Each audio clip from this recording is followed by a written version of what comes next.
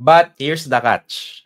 Meron akong screenshot na nakita. Ang ginawa nito, tinanong yung gumawa ng indicator. Sabi niya, ikaw, si Chico yung gumawa ng indicator na yon. Ano tingin mo? Magkaka-recession ba sa data? Okay, magkakaroon kaya ng recession sa data? Naalala niyo yung turo ni Coach Richard. Okay, naturo ni Coach Richard that one red part of the economy, okay, is just part of the story. Hindi mo titingnan. Kung baga sa isang chart, hindi mo titingnan kaagad yung indicator dahil may crossover ng statistics, bibili ka na kagad. Sorry, may crossover ng stochastics, bibili ka na kagad, di ba? RSI bounce 30, di ba? Bibili ka na kagad. RSI 230. And this is just one indicator. Now, some other analysts, diretso, tinanong ngayon si Sam Rule, recession indicator, magkakaroon ba talaga ng recession? And here's her answer. Okay, live from Mr. Wise Investor, no? Sabi sa kanya, from that data, sabi niya, okay, sige nga, magkakaroon ba talaga ng recession? Ayan. Sabi niya dito, ito nakakatawa dyan. She was interviewed noong June 2020. Itong data daw ngayon. Sabi niya mismo, I'm not concerned at this moment. We are not, ito yung gumawa ha, si Claudia Sam.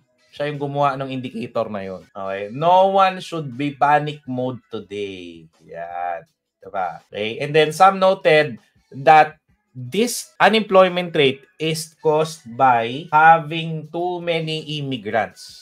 But the other parts of the economy is still looking good. Okay? Household income is growing while consumer spending is investment is what? Resilient. Yung mismong gumawa ng indicator, nakukita niya nga, yes, there is a spike in my indicator, pero huwag kayong magpanic kasi may other parts na kailangan nyo pang i-consider. Okay?